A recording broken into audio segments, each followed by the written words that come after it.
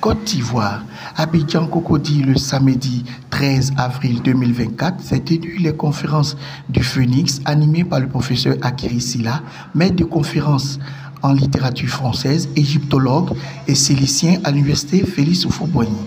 Le thème du jour était le Tekenou et le Bouiti, Gabon ou le pays à pointe stylistique de la religion. Je suis professeur Akiri Sylla, maître de conférence à l'université de Cocody. Cet après-midi, la conférence que nous donnons va porter sur deux concepts africains qui sont plus ou moins passés à travers les mailles. C'est le Tekenou et le Bouiti.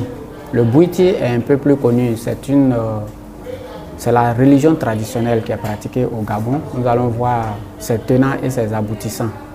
Et au cours de ça, nous allons essayer d'établir l'origine du mot Gabon lui-même et de la population qui y réside et comment cette population a ses connexions avec l'Égypte antique.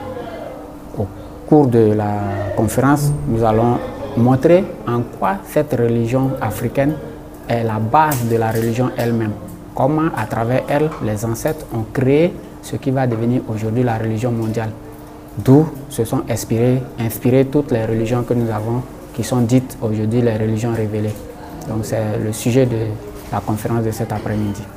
Nous allons voir au cours de cette conférence comment les rituels ont été pris en Afrique à travers cette religion traditionnelle et comment ils ont été exportés hors de l'Afrique par le christianisme, le judaïsme et l'islam. Et nous allons voir que jusqu'au Japon, le shintoïsme tire leurs racines de cette religion traditionnelle-là. Les choses dont je suis en train de parler datent de l'époque de moins 12 000, moins 15 000 avant Jésus-Christ. Et donc à cette époque-là, il n'y avait encore ni arabes, ni juifs, ni hébreux, ainsi de suite. Et donc tous ceux-là vont venir plus tard et ils vont copier ce que les Africains avaient déjà fait, qui se trouvait thésaurisé et emmagasiné dans la civilisation égyptienne antique. Et donc voici comment la transmission va se faire.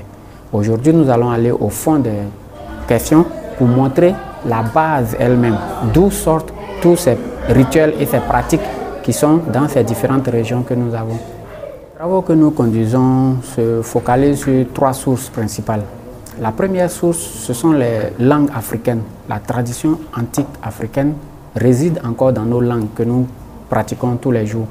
Et quand je trouve un concept dans ces langues-là, je vais voir en Égypte. Parce que là-bas, nous avons les textes, nous avons les graphies. Et si la graphie s'y trouve, on voit que cette transmission a été faite.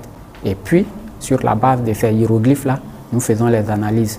Et puis, nous venons voir nos ancêtres ici, qui avaient les sociétés d'initiation. Eux, ils ont donné les détails de ces questions-là. Donc, avec ces trois sources-là, nous trouvons les éléments qui sont nécessaires et la connexion se fait naturellement avec l'ancestralité africaine.